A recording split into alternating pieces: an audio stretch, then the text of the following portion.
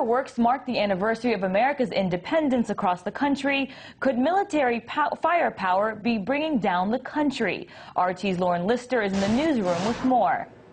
Jahan, yeah, it may sound counterintuitive, but a closer look at U.S. military spending and firepower really calls into question the very strength of the country, and analysts and leaders are being driven to ask if the very formula for U.S. power is leading to the decline of American influence. Take a look. This is what morning looks like in the heart of an empire.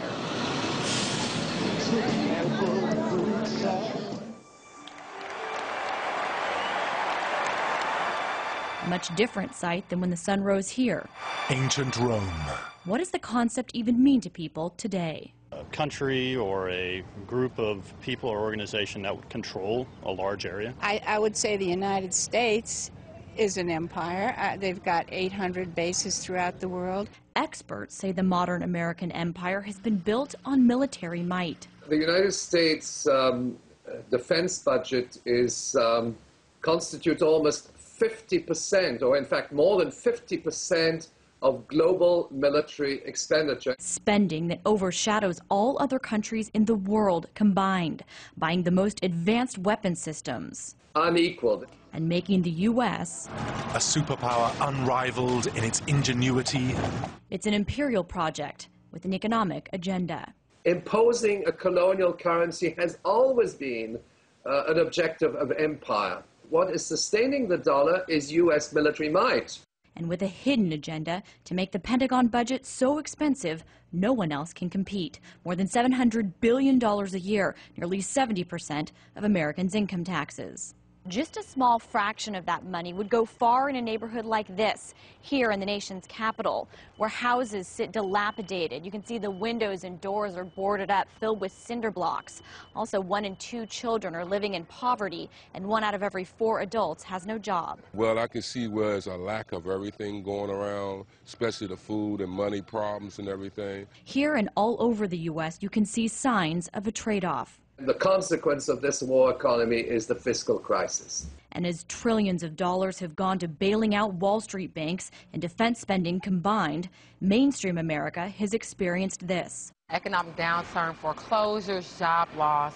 The shelters are more full than ever. The streets have more homeless folks than ever. People who used to donate to the food bank are now coming to us for food assistance. A far cry from the good old days. America's the greatest land of all. A country is becoming impoverished, while government deficits are now so high that despite a global war on terrorism, now even the generals of the empire are more worried U.S. credit is maxed out. The biggest threat we have to our national security is our debt. The interest on our debt is $571 billion in 2012. That's a lot of money, and on top of that, everything produced in the economy that year isn't expected to even be enough to cover the principal.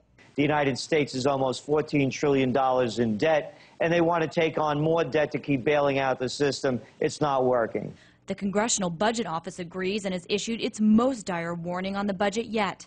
It's a spending habit that's catching up. It's not sustainable. And in this situation, it appears neither is the dollar. The dollar isn't going to be worth a dime considering the direction they're taking. Now the United Nations wants to dump it as the global reserve currency. For comedians, it all amounts to this. America officially became a third world country. For analysts, it's a little more complicated.